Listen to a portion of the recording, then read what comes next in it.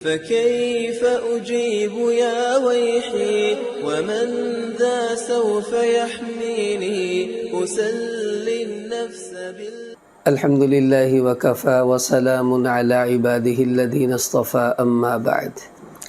آج خلاصۃ القرآن کے حوالے سے ہمارا 30واں سپارہ ہے اور الحمدللہ آج اس سلسلے کا اختتام بھی ہو رہا ہے۔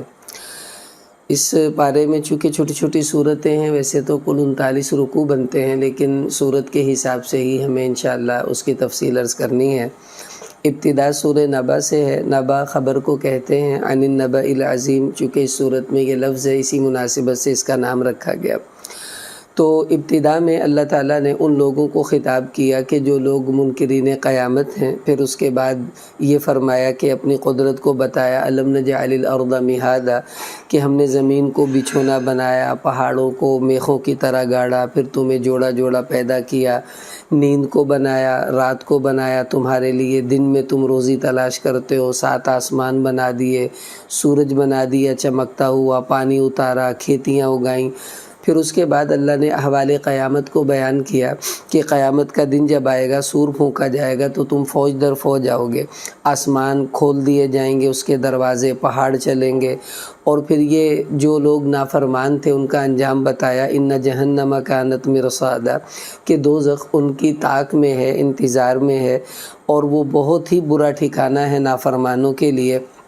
نہ تو وہاں پر ان کو پینے کو کچھ ملے گا، نہ ٹھنڈک ہوگی، اور کھولتا ہوا پانی پیپ وغیرہ دیا جائے گا۔ آگے دوسرے رکوع میں ان للمتقین مفازا، اللہ نے جنت والوں کا انجام بیان فرمایا کہ وہ لوگ بڑی کامیابی میں ہوں گے، باغات میں، اور ان کے لیے ان کی بیویاں ہوں گی، اور جناب پینے کے لیے جام ہوں گے، اور کوئی تنگی کی بات اور جھوٹی بات وہاں نہیں سنیں گے۔ تو آگے پھر اللہ پاک نے دوبارہ قیامت کے حوال بتائے، یوم یقوم الروح، کہ جس دن فرشتے اور جو ہے جبریل خاص طور پر یہ صف در صف بنا کر اللہ کے حضور پیش ہوں گے، کسی کو بات کرنے کی اجازت نہیں، جس کو اللہ اجازت دے وہی بول پائے گا۔ اور پھر یہ فرمایا کہ جب یہ سارا منظر دیکھیں گے لوگ حساب کا، تو کافر لوگ کہیں گے یا لیتنی کنت ترابا، ہے کاش ہم آج مٹی ہو جاتے، مطلب یہ کہ ہمارا حساب نہ ہوتا اور آگے ہمیں عذاب نہ دیا جاتا، لیکن ایسا نہیں ہوگا۔ آگے سورہ نازعات کی ابتدا ہے۔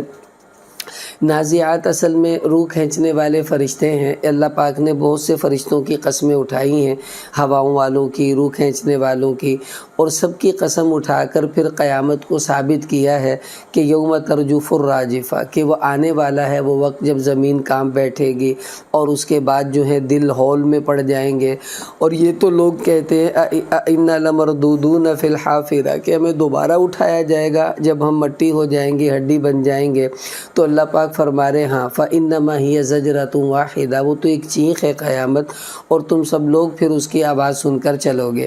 آگے موسیٰ علیہ السلام کا ذکر ہے، ان کو فرعون کے پاس اللہ پاک نے بھیجا، اور انہوں نے پھر اس سے جا کر جو ہے وہ ہدایت کی بات فرمائی۔ آگے دوسرے رکوع میں اللہ تعالیٰ نے پھر قیامت کو ثابت کیا کہ اَأَنتُمْ أَشَدُّ خَلْقًا أَمِ السَّمَاءِ، یہ بتاؤ یہ آسمان کا بنانا زیادہ مشکل کام ہے یا تمہیں بنانا مشکل کام ہے؟ بھئی اتنا بڑا آسمان، 7 آسمان جو اللہ بنا لے، تو 5 فٹ کا انسان بنانا اس کے لیے کون سا مشکل کام ہے؟ پھر یہ فرمایا فَإِذَا جَاءَتِ الطَّامَّةُ الْكُبْرىٰ، کہ جب بہت بڑی چیخ یعنی قیامت کا جو آنا ہے، اللہ نے اس کو بیان کیا کہ وہ آئے گی، تو اس دن انسان کو سب کچھ کھل کے سامنے آ جائے گا۔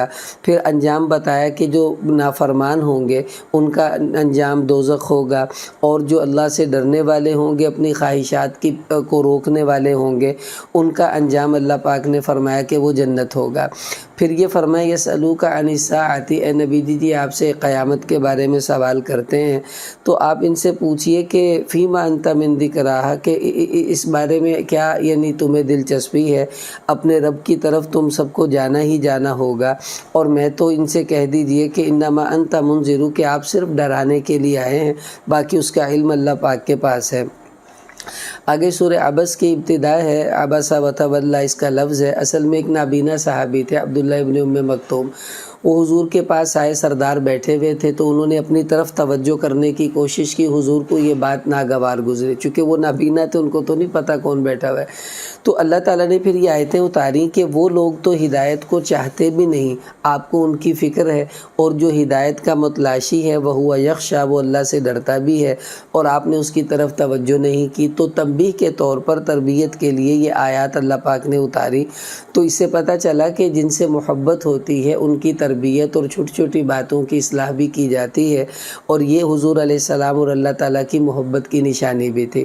پھر اللہ پاک نے قرآن پاک کا بیان فرمایا کہ انہا تذکرہ، یہ قرآن نصیحت ہے، اور فی صحف مکرمہ، یہ بڑے معزز صحیفوں کے اندر ہے، مراد اس سے لوح محفوظ ہے۔ اور یہ فرمایا بھی ایدی سفرہ، کہ یہ ان ہاتھوں کی بھی اللہ پاک نے ذکر کیا جو اس کو لکھنے والے ہیں، یا تو مراد اس سے فرشتے ہیں یا انبیاء ہیں، یا پھر حضور علیہ السلام کے کاتبین وحی بھی اس سے مراد ہیں۔ تو گویا اس سے صحابہ کرام کی فضیلت بھی ثابت ہو گئی۔ آگے اللہ پاک نے شکوہ کیا قتل الانسان ما اکفرہ، کہ انسان مارا جائے، کتنا ناشکرا ہے، یہ نہیں سوچتا میں نطفے سے بنا ہوں، پھر کیسے اللہ پاک نے اس کو بنایا، پھر یہ قبر میں جائے گا، پھر اٹھے گا، اور پھر اس کے باوجود نافرمان ہے۔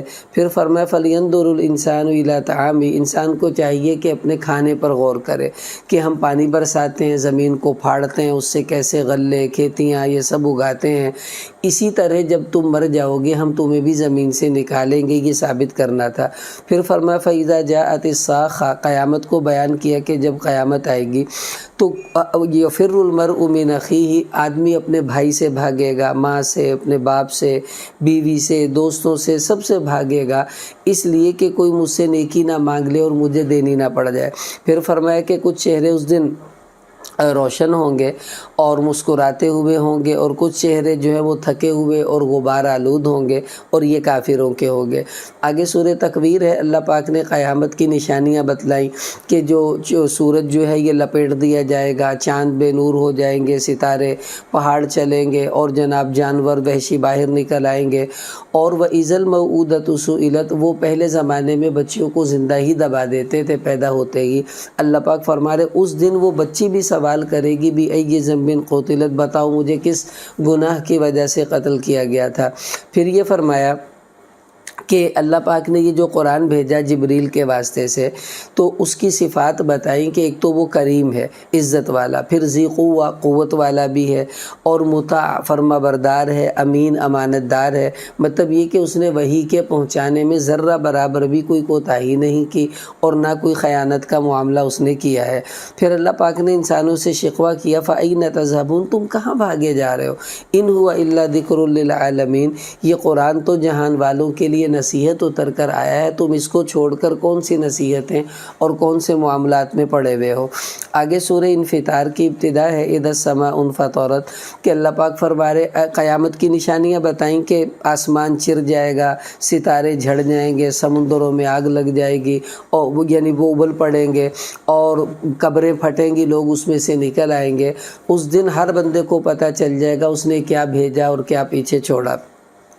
آگے اللہ پاک نے ایک بڑا عجیب شکوہ کیا، یا ایھا الانسان ما غرک بربک الکریم، کہ اے انسان تجھے تیرے کریم رب سے کس چیز نے دھوکے میں ڈال دیا کہ وہ اتنا مہربان ہے تو پھر اس کا نافرمان ہے، تو یہ کون سی چیز ہے جو تجھے دھوکے میں ڈالے ہوئی ہے۔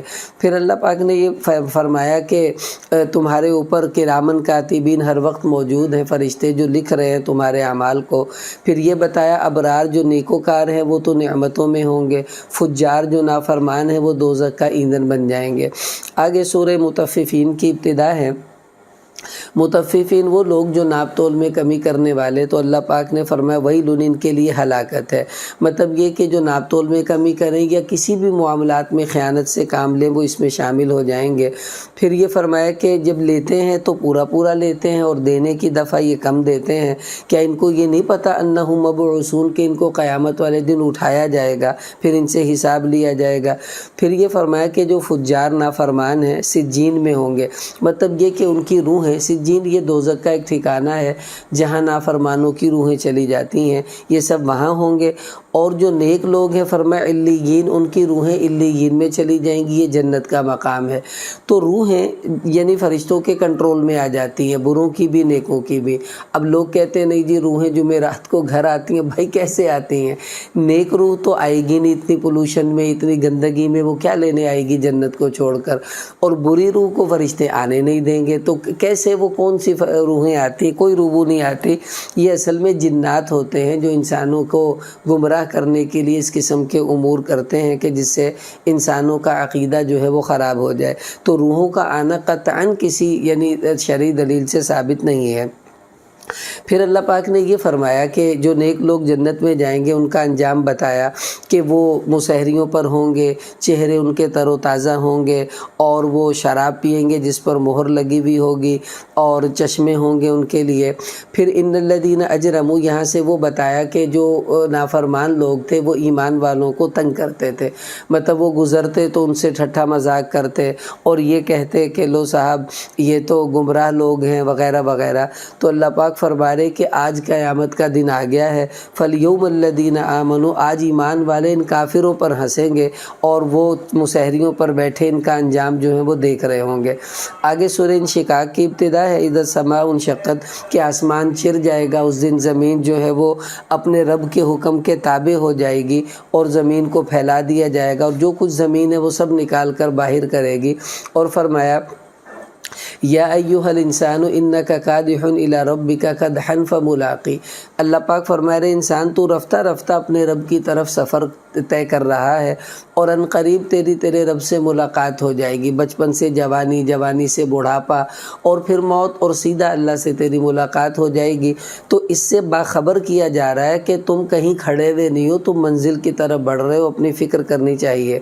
پھر یہ فرمایا جن کو اعمال نامہ دائیں ہاتھ میں ملے گا ان کا حساب آسان ہوگا اور وہ خوشی خوشی گھر والوں کے پاس آئیں گے، اور جن کا اعمال نامہ الٹے ہاتھ میں دیا جائے گا وہ تو موت کو پکاریں گے اور دوزخ کا ایندھن بنا دیا جائے گا۔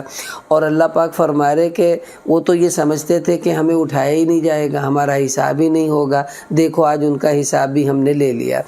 پھر نیک لوگوں کے انجام کو بتایا کہ لہم اجر غیر ممنون، کہ ان کو اللہ تعالیٰ ایسا اجر عطا فرمائیں گے جو کبھی ختم ہونے والا بھی نہیں ہوگا۔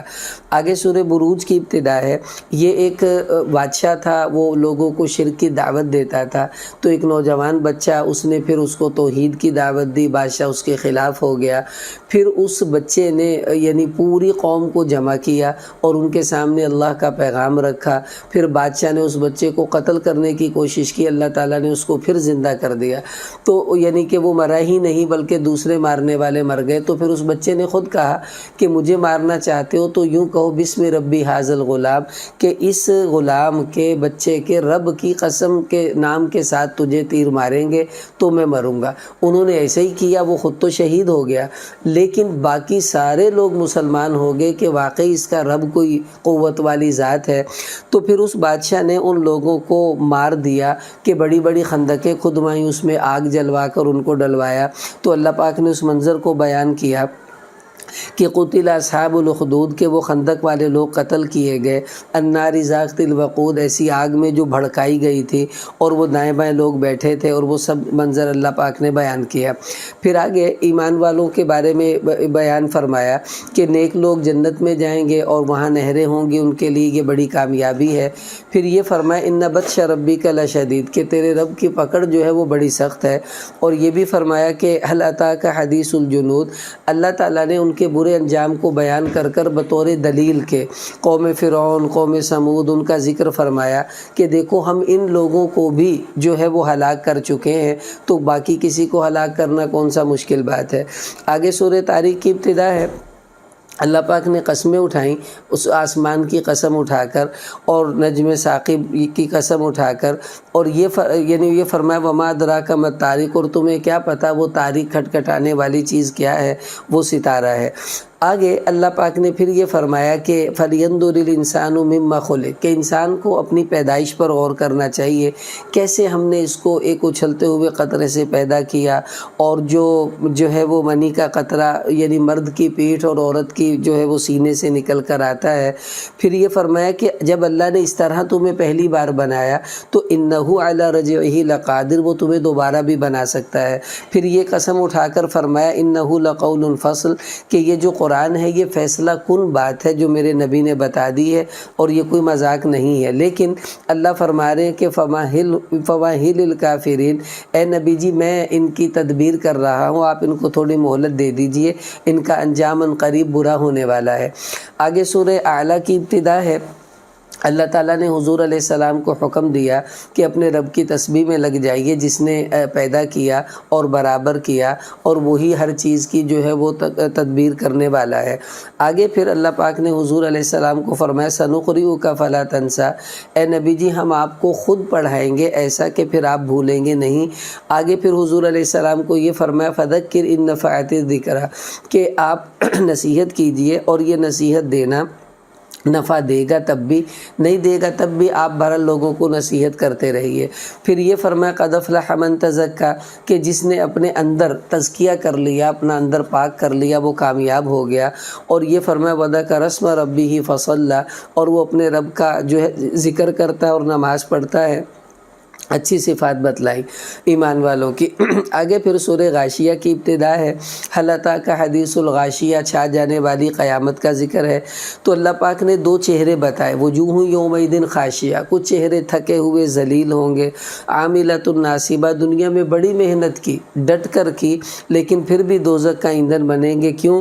ان کی محنت کا رخ سیدھا نہیں تھا۔ اور وجوہ یومئذ ناعمہ کچھ چہرے بڑی نعمتوں میں ہوں گے، خوش ہوں گے، جنتوں میں ہوں گے، کوئی وہاں بری بات نہیں سنیں گے، اور وہاں چشمے بہتے ہیں، اونچی اونچی مسحریاں ہیں، یہ جنتی لوگ ہیں۔ پھر اللہ تعالیٰ نے دعوت دی انسان کو افلا ينظرون الى الابل کہ تم یعنی یہ جو اونٹ ہے اس میں غور کیوں نہیں کرتے، ہم نے اس کو کیسے بنایا، عجیب و غریب خلقت ہے۔ آسمان پر غور کیوں نہیں کرتے، ہم نے اس کو کیسے بلند کیا۔ پہاڑوں پر غور کیوں نہیں کرتے، کیسے گڑے ہوئے ہیں۔ زمین پر غور کیوں نہیں کرتے، اس کو کیسے ہم نے پھیلا دیا۔ پھر فرمایا فذکر اے نبی جی آپ نصیحت کیجیے، آپ کا تو کام ہی نصیحت کرنا ہے۔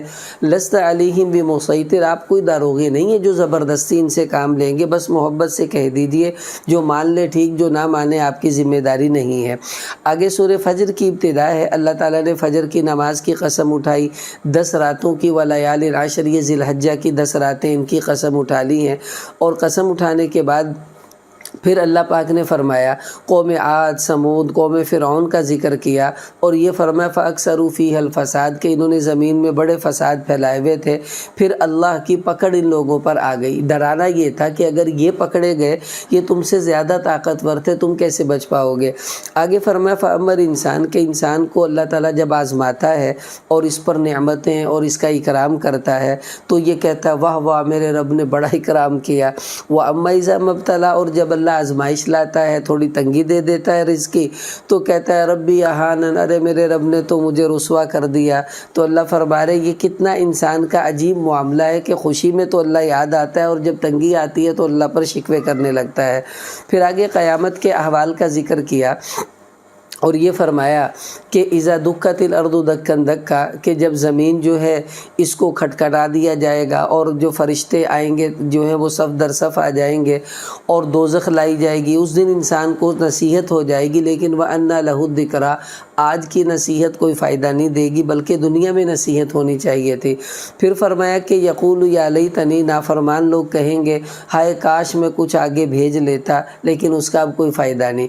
اور جو نیک لوگ ہوں گے ان کو خطاب کیا جائے گا کہ یا ایتھا النفس المطمئنہ اے وہ نفس جو مطمئنہ ہے، یہ نیک لوگوں کا اعلیٰ درجے کا جو نفس ہے اس کو اللہ خطاب کر رہے ہیں، اور ان کو حکم دیا جائے گا کہ جاؤ فادخلی فی عبادی وادخلی جنتی تم جنت میں داخل ہو جاؤ۔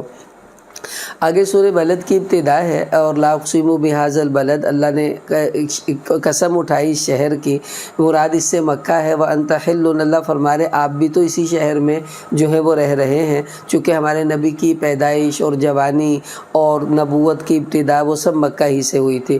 آگے اللہ پاک نے انسان کے بارے میں فرمایا کہ انسان یہ سمجھتا ہے کہ مجھ پر کسی کا کنٹرول نہیں ہے، اور یوں کہتا ہے کہ مجھے کوئی دیکھ ہی نہیں رہا۔ تو اللہ فرما رہے الم نجعل لہ عینین، دیکھو میں نے تمہیں دو آنکھیں نہیں دی، تمہیں زبان نہیں دی، دو ہونٹ نہیں دیے۔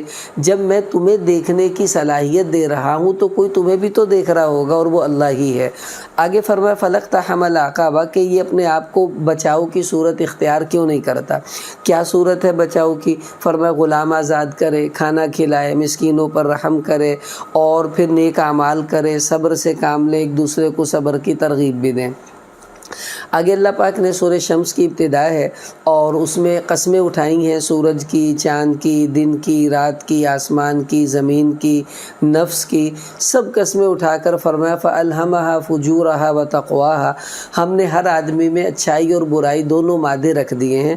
اب یہ اس کو خود دیکھنا ہے، جس ماحول میں رہے گا اسی مادے کی گرمائش پیدا ہوگی اور اس کا مزاج بنے گا۔ پھر یہ فرمایا قَدْ أَفْلَحَ مَنْ زَكَّاهَا، جس نے اپنی تربیت کر لی وہ تو کامیاب ہو گیا، اور جس نے نہیں کی وہ ناکام ہو جائے گا۔ پھر قوم سمود کا ذکر فرمایا کہ ان میں ایک بڑا بدبخت آدمی تھا جس نے وہ اونٹنی کو مار دیا تھا، تو اللہ پاک نے اس کا ذکر فرمایا، اور یہ فرمایا فَدَمْدَمَ عَلَيْهِمْ رَبُّهُمْ بِذَنبِهِمْ، تو اللہ پاک کی جب پکڑ آئی، عذاب آیا، سب کو اللہ نے برابر کر دیا، اور اس کو کسی کے انجام کی فکر نہیں ہے کہ کوئی میرے خلاف ہڑتال کرے گا یا کوئی ایسا معاملہ ہوگا۔ آگے سورہ لیل کی ابتدا ہے، اللہ تعالیٰ نے رات کی، دن کی قسم اٹھائی، اور پھر اس کے بعد فرمایا ان سعیکم لشتی، کہ تمہاری کوششیں مختلف ہیں، مطلب سب ایک جیسے نہیں ہے کہ سبھی نیک ہیں سبھی برے ہیں، اپنے اپنے طور پر کچھ کچھ کوششیں ہو رہی ہیں۔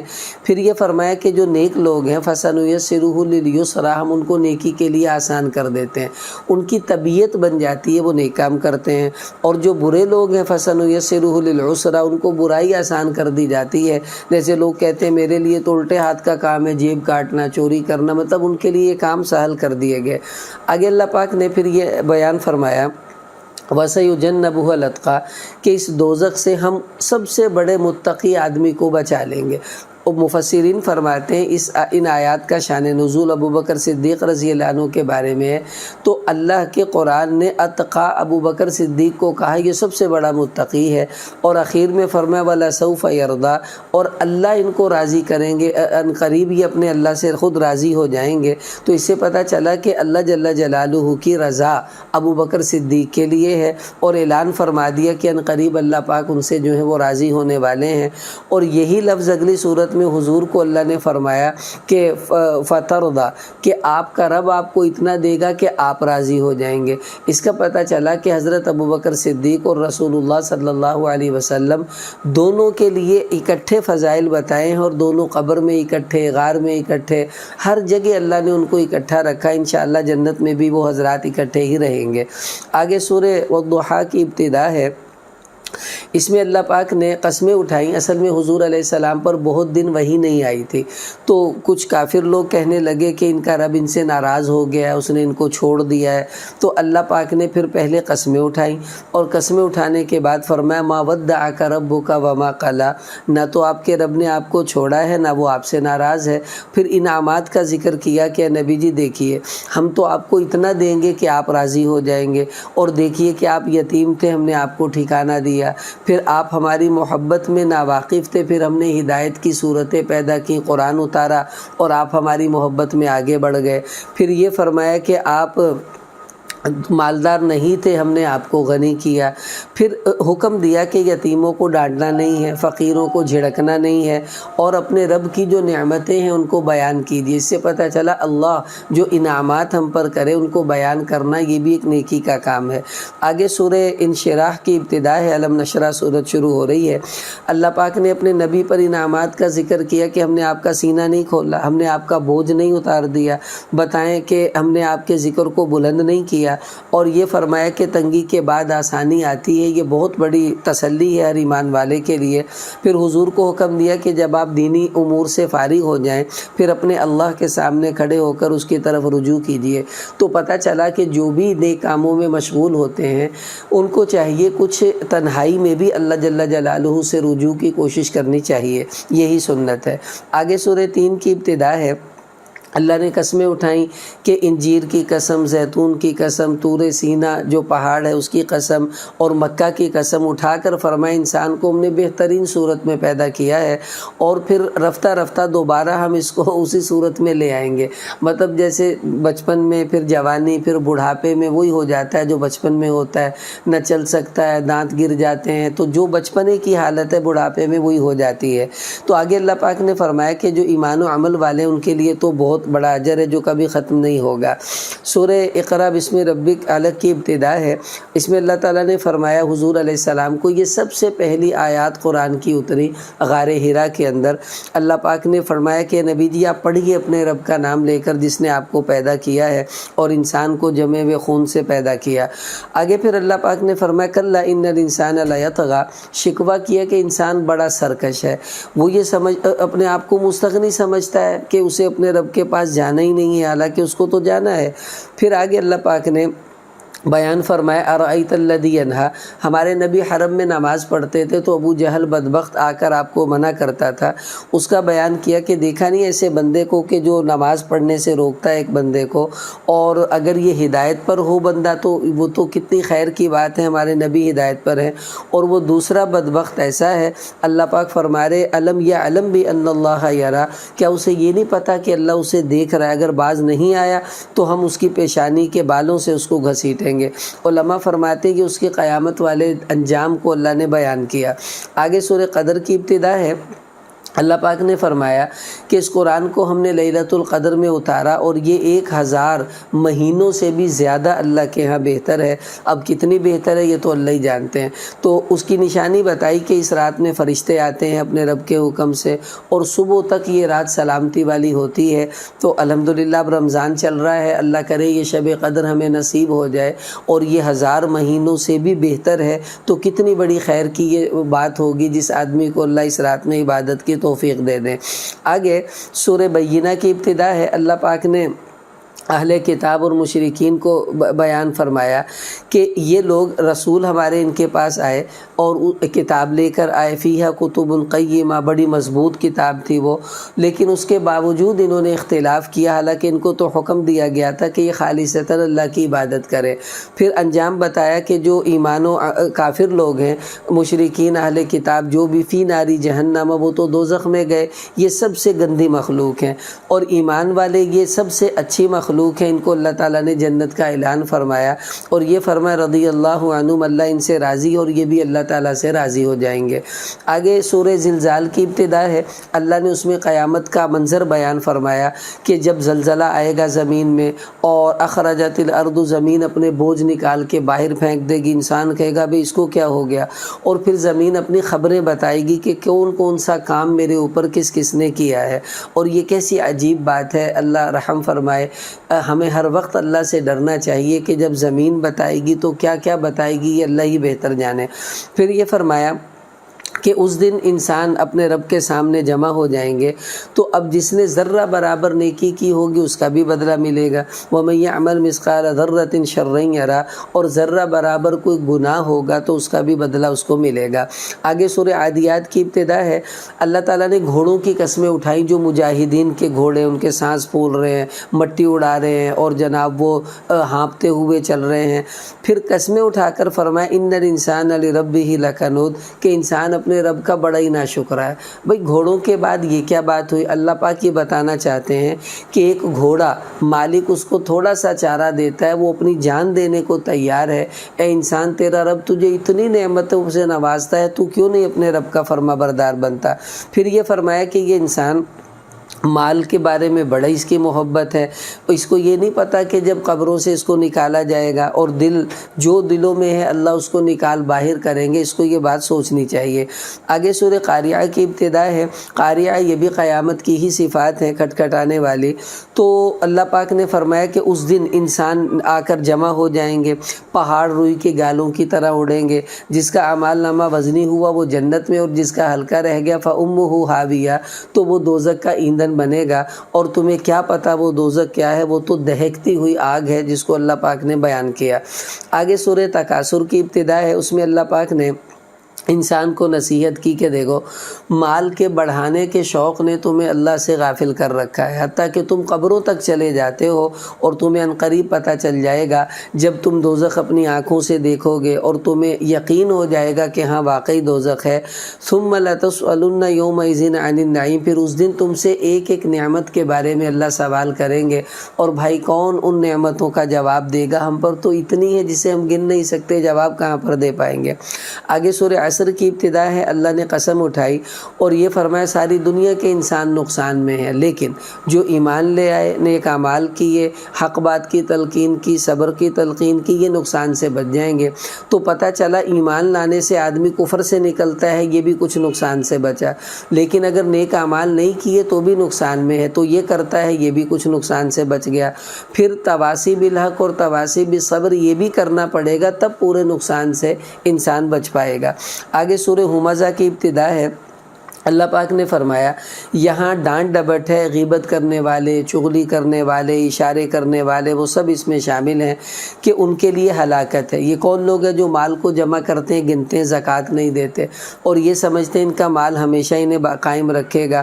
فرمایا نہیں، لَيُنبَذَنَّ فِي الْحُطَمَةِ ان کو تو دوزخ میں ڈالا جائے گا۔ وہ آگ ہے جس کو اللہ نے بھڑکایا ہے، جو دلوں تک پہنچ جاتی ہے، اور وہ آگ ان پر بند کر دی جائے گی بڑے بڑے ستونوں میں، وہ لوگ جو اللہ کے نافرمان ہوں گے۔ آگے سورہ فیل کی ابتدا ہے، اس میں وہ قصہ ہے جو ابرہہ لشکر لے کر آیا تھا بیت اللہ کو گرانے کے لیے، تو ہاتھیوں کا لشکر تھا، تو اللہ تعالیٰ نے پرندے بھیج کر اس کے ذریعے اس کو ہلاک کروا دیا۔ تو اس کا ذکر اللہ پاک نے سورت کے اندر فرمایا کہ فَجَعَلَهُمْ كَعَصْفٍ مَأْكُولٍ ایسے ہو گئے تھے جیسے کھایا ہوا بھس پڑا ہوا ہوتا، مطلب بالکل تباہ و برباد کر دیے گئے۔ آگے سورہ قریش کی ابتدا ہے، قریش کے لوگ جو تجارتی سفر کیا کرتے تھے، گرمیوں میں یہ لوگ شام چلے جاتے تھے اور سردیوں میں یمن چلے جاتے تھے، تجارت کرتے تھے، تو اللہ نے اس کو بیان کیا رحلۃ الشتاء والصیف، اور یہ فرمایا فلیعبدوا رب ھذا البیت کہ ان کو چاہیے اس گھر کے رب کی عبادت کریں جس نے ان کو بھوک میں کھلایا اور خوف سے امن دیا۔ اس لیے کہ ان مکہ والوں کو نہ ڈاکو لوٹتے تھے، نہ کوئی ان کو کچھ کہتا تھا کہ بھئی یہ تو حرم کے لوگ ہیں، تو ان کی عزت کی جاتی تھی۔ تو اللہ فرما رہے جس گھر کی وجہ سے تمہاری اتنی عزت ہے، تمہارے سفر محفوظ ہیں، تو تم اس گھر کے رب کی عبادت کیوں نہیں کرتے؟ آگے صورت معون کی ابتدا ہے، اللہ تعالیٰ نے اس میں بیان فرمایا کہ ایسے بندے کو دیکھا نہیں جو قیامت کو جھٹلاتا ہے اور یتیموں کو دھکے دیتا ہے۔ اصل میں یہ ابو جہل بدبخت تھا، اور بھی ایسے کئی لوگ تھے کہ جو یتیموں کا مال ہڑپ کر جاتے تھے۔ تو ایک یتیم نے حضور سے شکایت کی، تو آپ اس کے پاس گئے، اس نے کہا کون سی قیامت، کون سا دن، کوئی نہیں آنے والا۔ تو اس کو اللہ پاک نے بیان فرمایا اور یہ کہا یہ کھلائے گا تو کیا، یہ تو کسی کو کھلانے کی ترغیب بھی نہیں دیتے۔ پھر یہ فرمایا ہلاکت ہے ایسے نمازیوں کے لیے جو اپنی نمازوں میں سستی کرتے ہیں۔ تو بھائی نماز کا اہتمام ہونا چاہیے، اللہ پاک کتنے ناراض ہو رہے ہیں کہ یہ وہ لوگ ہیں جو ریاکاری سے بھی کام لیتے ہیں، وَيَمْنَعُونَ الْمَاعُونَ اور عام استعمال کی چیزیں بھی لوگوں کو نہیں دیتے، مطلب ان میں لوگوں کی خیرخواہی کا جذبہ نہیں ہے۔ آگے سورہ کوثر کی ابتدا ہے، کچھ حضور علیہ السلام کے بیٹے کا جب انتقال ہوا تو کچھ کافروں نے کہا اس کی نسل تو ختم ہو گئی، تو اللہ نے یہ صورت اتار کر فرمایا نبی جی ہم نے آپ کو جنت عطا کر دی ہے، آپ بس اپنے رب کی نماز پڑھیں، قربانی کیجئے، ان شانئک ھو الابتر آپ کا جو دشمن ہے اسی کی نسل ختم ہوگی۔ آج کوئی بھی ابو جہل کی نسل کا بندہ نظر نہیں آتا، لیکن دیکھ لیں حضور علیہ السلام کی آل کے کتنے افراد ہمیں جگہ جگہ نظر آتے ہیں یہی اللہ کا وعدہ تھا جو اللہ پاک نے سچا کر دکھایا۔ آگے سورہ کافرون کی ابتدا ہے۔ کافروں نے حضور سے کہا کہ جی آپ ایسا کیجئے، ایک سال آپ ہمارے بتوں کی پوجا کیا کریں، دوسرے سال ہم آپ کے اللہ کی پوجا کریں گے، گیو اینڈ ٹیک کر لیں کچھ معاہدہ۔ تو اللہ پاک نے یہ صورت اتار کر فرمایا ان کافروں سے کہہ دو لا اعبد ما تعبدون، میں قطعاً تمہارے بتوں کی پوجا نہیں کروں گا اور تم بھی تو میرے اللہ کی عبادت نہیں کرتے۔ پھر اخیر میں فرمایا لکم دینکم ولی دین، تمہیں تمہارا دین مبارک، مجھے میرا دین مبارک۔ یہ نہیں ہو سکتا کہ ہم مل جل کر چلیں۔ یہی دو قومی نظریہ ہے جو حضور نے اس موقع پر پیش فرما دیا تھا۔ آگے سورہ نصر کی ابتدا ہے۔ یہ قرآن پاک کی سب سے آخری صورت جو مکمل صورت اتری ہے، سب سے آخری یہ تھی۔ اس کے بعد آیات تو اتری ہیں فردن فردن، لیکن مکمل صورت جو اتری ہے سب سے آخر میں وہ یہی اتری تھی۔ تو اس میں اللہ تعالیٰ نے حضور علیہ السلام کے وصال کی خبر دی کہ جب اللہ کی مدد آ جائے گی، مکہ فتح ہو گیا اور دیکھیں گے لوگ جوک در جوک اسلام میں داخل ہو رہے ہیں، اور وہ ہوئے۔ اب آپ اپنے رب کی تسبیح بیان کیجئے، واستغفرہ، اور اس سے اپنے گناہوں کی معافی مانگیے، استغفار کیجئے۔ تو یہی اشارہ تھا کہ اب آپ کو دنیا سے جانے کا وقت قریب آ گیا ہے۔ آگے سورہ تبت یدا ابی لہب کی ابتدا ہے۔ اس میں حضور علیہ السلام کا اصل میں جب آپ کو دعوت کی ابتدا آپ نے کی دین کی، تو سب رشتہ داروں کو جمع کر کر اللہ کا پیغام سنایا۔ تو اس وقت ابو لہب جو آپ کا چچا تھا، اس نے حضور علیہ السلام سے کہا تھا تبا لک یا محمد لہذا جمعتنا، تیرے ہاتھ ٹوٹ جائیں، تو نے ہمیں اس لیے جمع کیا تھا۔ تو حضور نے تو کچھ نہیں کہا، اللہ نے جواب میں صورت اتار کر فرمایا تبت یدا ابی لہب، ابو لہب کے ہاتھ ٹوٹے، وہ برباد ہو، اور ظاہر ہے وہ برباد بعد میں ہوا بھی۔ آگے فرمایا کہ اس کی مال اولاد اس کے کسی کام نہیں آئیں گی، اور اس کی جو بیوی ہے وہ بھی دوزخ میں اس کے ساتھ ہی جائے گی، اس کا بھی انجام اللہ تعالیٰ نے بیان کیا۔ یہ حضور کو ستاتی بہت زیادہ تھی۔ آگے سورہ اخلاص ہے۔ کافروں نے حضور علیہ السلام سے کہا کہ دیکھو ہمارے بت کوئی لکڑی کا، کوئی سونے کا، کوئی چاندی کا، تمہارا اللہ کس چیز کا بنا ہے، اپنے رب کا نسب بیان کرو۔ تو یہ صورت اتری، آپ فرمایا قل هو اللہ احد، آپ کہہ دیجئے وہ اللہ ایک ہے اور وہ بے نیاز ہے، اس کی اولاد کوئی نہیں، اس کا باپ کوئی نہیں، اور ولم یکن لہ کفوا احد، اس کے مقابلے پر ہی کوئی نہیں، تو کیا بیان کیا جائے۔ تو یہ اللہ نے اپنا نسب گویا کہ بیان کیا، تو اسی وجہ سے اس کا نام سورہ اخلاص رکھا گیا کہ اس میں خالص توحید کو بیان کیا گیا ہے۔ آگے سورہ فلق اور ناس کی ابتدا ہے۔ یہ دونوں صورتیں اس وقت اتری تھی جب رسول اللہ صلی اللہ علیہ وسلم پر ایک یہودی نے کوئی جادو کی ترتیب بنائی جس سے آپ کے سر میں درد رہنے لگا، تو اللہ تعالیٰ نے پھر اس کے توڑ کے لیے یہ آیات اتاری۔ 11 آیتیں ہیں، اس نے 11 گانٹھیں آپ کے بالوں پر لگائی تھی، اللہ نے پھر ان سب جادوؤں کو ختم کر دیا۔ تو پتہ چلا یہ دونوں صورتیں جادو کے توڑ کے لیے بڑی مفید ہیں، اور ہمارے نبی ان کو رات کو پڑھ کر اپنے اوپر دم فرمایا کرتے تھے، آخر وقت تک آپ کا یہ معمول رہا۔ تو سورہ فلق میں اللہ نے قسمیں اٹھائیں، آپ کہہ دیجئے کہ میں فلق کے رب کی قسم کی پناہ میں آتا ہوں، اور تمام مخلوق کے شر سے، اور یعنی ڈوبنے والے کے شر سے، اور جو گانٹھوں پر پڑھ پڑھ کر پھونکنے والیاں ہیں ان کے شر سے، اور حاسد کے شر سے۔ کتنی پیاری یعنی یہ استعاذہ ہے۔ ایسے ہی سورہ ناس میں اللہ پاک نے فرمایا کہہ دیجئے کہ میں لوگوں کے رب کی پناہ میں آتا ہوں جو لوگوں کا مالک ہے، معبود ہے، وسوسے ڈالنے والے یعنی شیطان کے شر سے، جو لوگوں کے دلوں میں وسوسے ڈالتا ہے، اور وہ جنوں میں سے بھی ہیں، انسانوں میں سے بھی ہیں۔ بہرحال یہ پورا جو ہے وہ قرآن پاک مکمل ہو گیا۔ ہمارے بزرگ فرمانے لگے دیکھو قرآن جب ہم پڑھتے ہیں تو بسم اللہ سے شروع کرتے ہیں، با آتی ہے، اور اخیر میں سین آ گیا ہے ناس کا، تو با اور سین مل جائے تو اس کا مطلب ہے بس۔ کیا مطلب؟